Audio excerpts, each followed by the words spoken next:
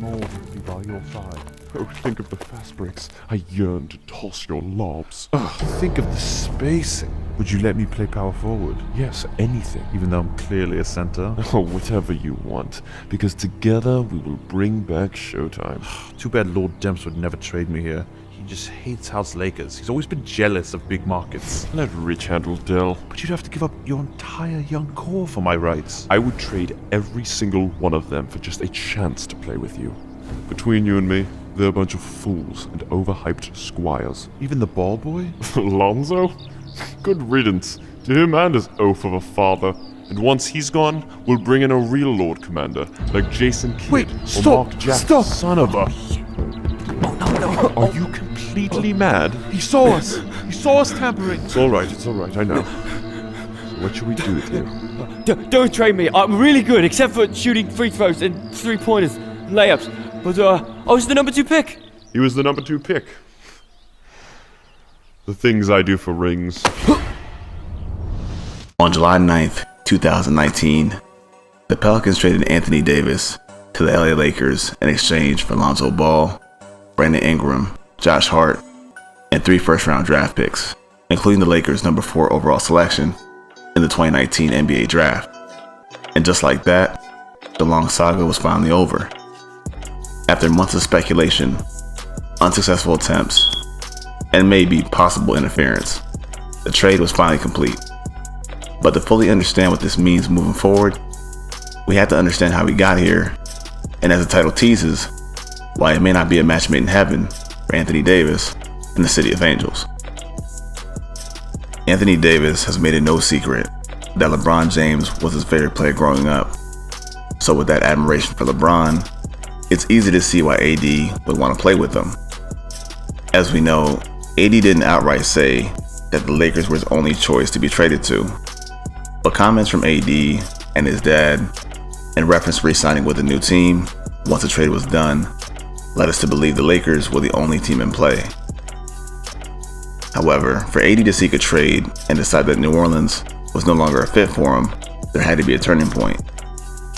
Many believe him signing with Clutch Sports meant it was only a matter of time before he became a Laker.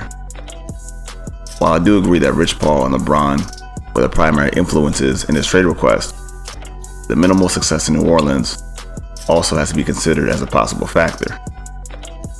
By now, it's been well documented how the Lakers tried to trade for AD last year, LeBron openly campaigning for him, and the Lakers trying to finalize a deal with less than 2 weeks before the deadline. To call the whole thing a mess is putting it lightly. Hardly anything about it was done with modesty, with the terms being leaked to the public and causing more issues in the locker room, resulting in no AD, no deal, and no playoffs for the Lakers.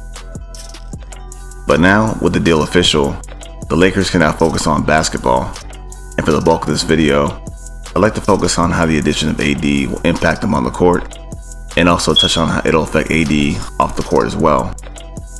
Many of us have seen the rumored reports of LeBron playing point guard, to which I kind of just shrug, since LeBron for much of his career has been the main ball handler anyway.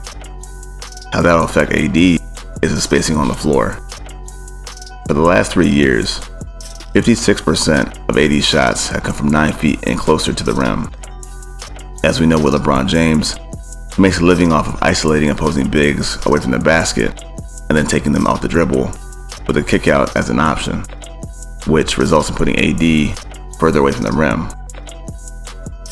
Now, this is not something new that we haven't seen before playing alongside LeBron, with Kevin Love and Chris Bosh both seeing an uptick in 3-point shots playing with LeBron. Like Love, AD is a capable shooter from 3, but if LA is smart, they'll continue to allow AD to dominate in the pick and roll game and use his unreal bounce above the rim.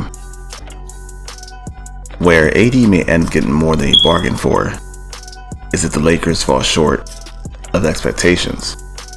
Kevin Durant has already mentioned how the coverage around LeBron is toxic, but to really get into what he means is that while all the accolades seem to get thrown at LeBron even in defeat, the most criticism is levied at his supporting cast, who in their own right are comprised of great players, but are only playing a bit part in the LeBron James system.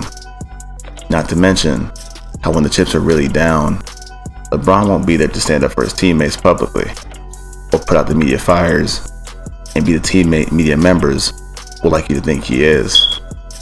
The confrontation between Isaiah Thomas and Kevin Love is a prime example, or throwing teammates under the bus for social media presence when he himself is avid on social media. This in no way is a LeBron James hit piece, but history of LeBron James' behavior as a leader of a team to be something that AD is very weary of. They always tell you should never meet your heroes. I wonder what the saying is about uprooting yourself from a franchise as the main piece, just to play second in command alongside him. To wrap this up though, I'd be lying if I said on paper the Lakers don't look like a serious contender. If healthy, they're among the most talented starting fives in the NBA, and very well can get a couple rings out of this group. But from what recent events would indicate, AD may have bitten off more than he can chew, and endure more pressure he's equipped to handle. As always, thanks for watching, and if you enjoyed this video, please be sure to like, share, and subscribe.